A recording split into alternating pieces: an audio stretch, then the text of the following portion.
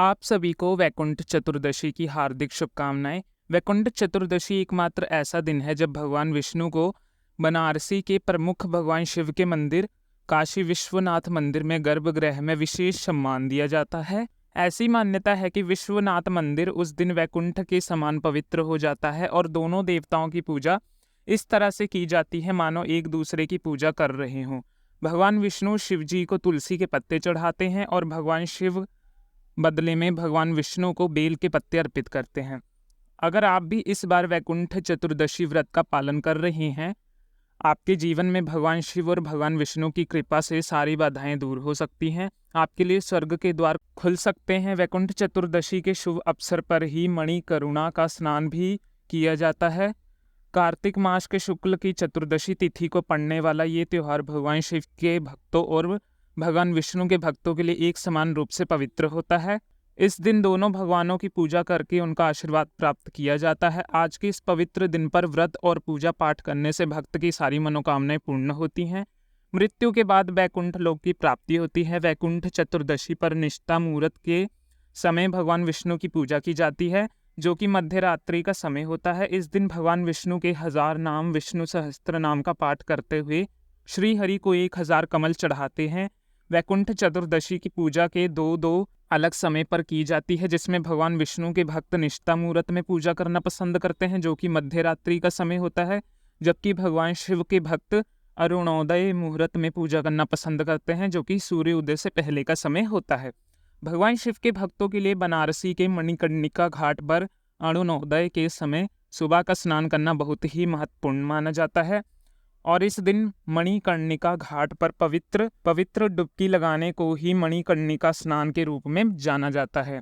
अगर आप भी वैकुंठ चतुर्दशी की पूजा कर रहे हैं, ये व्रत रख रहे हैं, तो आप भी तिथि और शुभ मुहूर्त की जानकारी होनी चाहिए। तो चलिए आपको बताते हैं वैकुंठ चतुर्दशी के शुभ मुहूर्त के बारे में। इस बार चतुर्दशी तिथि प्रारंभ होगी 14 नवंबर गुरुवार को सुबह 9:44 से और चतुर्दशी तिथि समाप्त होगी 15 नवंबर शुक्रवार की सुबह 6:19 पर। तो इस हिसाब से वैकुंठ चतुर्दशी 14 नवंबर गुरुवार को मनाई जाएगी और इसी दिन व्रत भी रखा जाएगा। अब जानिए इस दिन रहने वाले मुहूर्त के बारे में। सूर्य उदय होगा सुबह 6:44 से और सूर्य अस्त का समय 5:38 पर है, जबकि अमृत काल का समय 6:08 से 7:33 रहेगा। वहीं पर आज के दिन अभिजीत मुहूर्त का समय सुबह 11:49 से दोपहर 12:33 पर रहेगा। इस दिन रेवती नक्षत्र का भी प्रारंभ होगा, तो रेवती नक्षत्र सुबह 3:11 के बाद से चालू हो जाएगा और इसके बाद अश्वनी नक्षत्र का भी प्रारंभ होगा।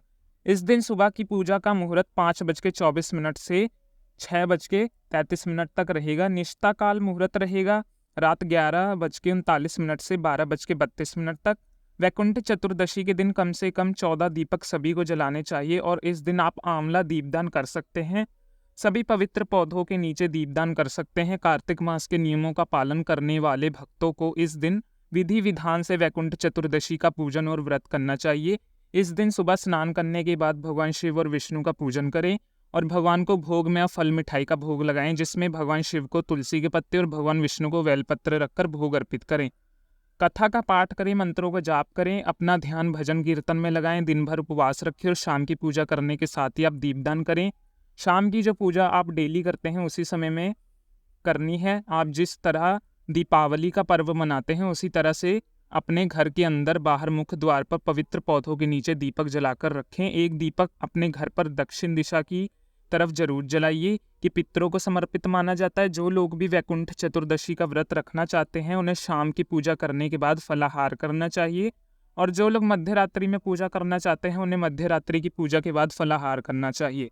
इस पवित्र दिन पर बेल वृक्ष की और तुलसी जी के पौधों की पूजा करनी चाहिए। तुलसी जी की जड़ में आप कच्चा दूध समर्पित करें, बेल वृक्ष के नीचे आप जल समर्पित करें।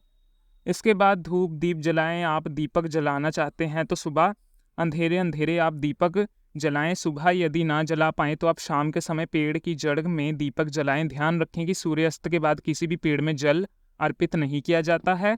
एक पौराणिक कथा के अनुसार एक बार देवर्षि नारद जी पृथ्वी लोक से घूमकर वैकुंठ लोक पहुंचे थे। तब भगवान विष्णु उन्हें आदर पूर्वक बिठाने के बाद उनके आने का कारण पूछते हैं। तब देवर्षि नारद कहते हैं, प्रभु आप तो कृपा निधान है, इससे आपको जो प्रिय भक्त हैं वही तर पाते हैं, लेकिन जो सामान्य नर नारी हैं वह वंचित रह जाते हैं। इसलिए आप मुझे कोई ऐसा सरल मार्ग बताइए ताकि सामान्य भक्त भी आपकी भक्ति कर मुक्ति प्राप्त कर सकें।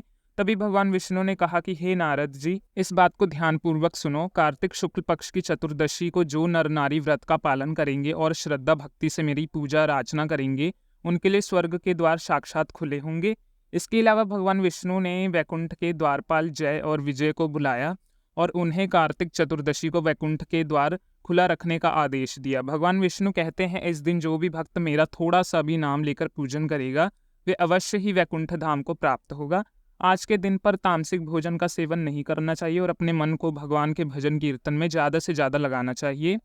और हाँ, एक बात का आप ज़रूर ध्यान रखें, यदि आप आंवले का दीपदान नहीं कर सकते हैं तो 14 दीपक का आप दान कर सकते हैं, चाहे वो तुलसी का पौधा हो, चाहे अन्य कोई देव वृक्ष हो, या फिर आप अपने घर में जैसे दीपावली मनाते हैं ऐसे भी आप दीपदान कर सकते हैं। तो ये थी आज की वीडियो। अगर वीडियो अच्छी लगी हो तो वीडियो को लाइक करके हमारे चैनल को सब्सक्राइब करें ताकि आने वाली वीडियो की नोटिफिकेशन सबसे पहले आप तक पहुँचे। राधे राधे।